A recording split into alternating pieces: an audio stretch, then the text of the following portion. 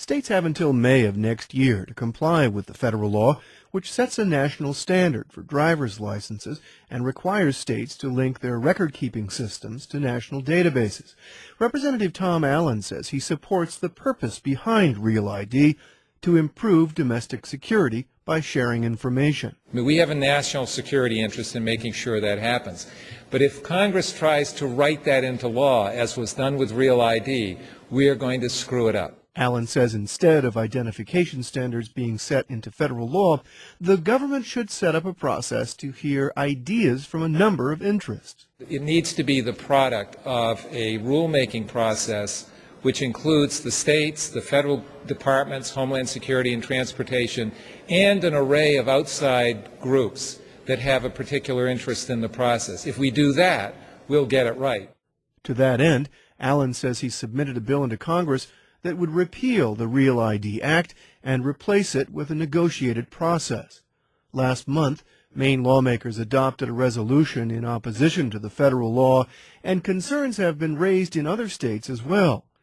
Critics, including Maine Senate Democratic leader Libby Mitchell, worry that there's a potential for the invasion of privacy and ID fraud. If we have a national database, as described in the legislation that Congress enacted, I think mistakenly, then someone is going to have one key to all of your data. Imagine how easy it would be to compromise that. And what have we gained? Nothing. Also on hand at the State House press conference, House Democratic leader Hannah Pingree, who added cost to the list of concerns about Real ID. It would require all Mainers to remake their driver's licenses, restructure our entire computer databases, and create extensive new document storage systems. It would require costly training for all of our vehicle workers to scrutinize birth certificates and other forms of identification.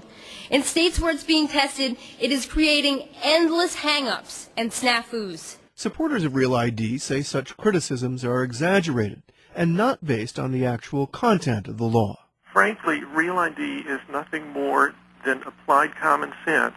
It's what you or I would do if we were in charge of ensuring people's safety.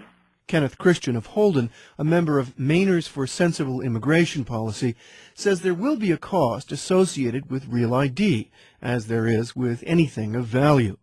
Christian is not convinced that a group of interested negotiators, as Allen has proposed, would come up with anything better than what's already contained in the law. Real ID has a minimum database which consists essentially of the same information that we already have on the Maine driver's license.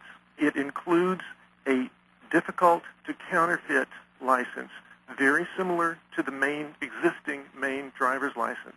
It would require that people verify the documents used to get a driver's license. I can't imagine the negotiating body would come up with any different ideas than this. Maine Republican Senator Susan Collins said earlier this month she will try to delay implementation of Real ID, but Congressman Allen says he believes repeal is the better option.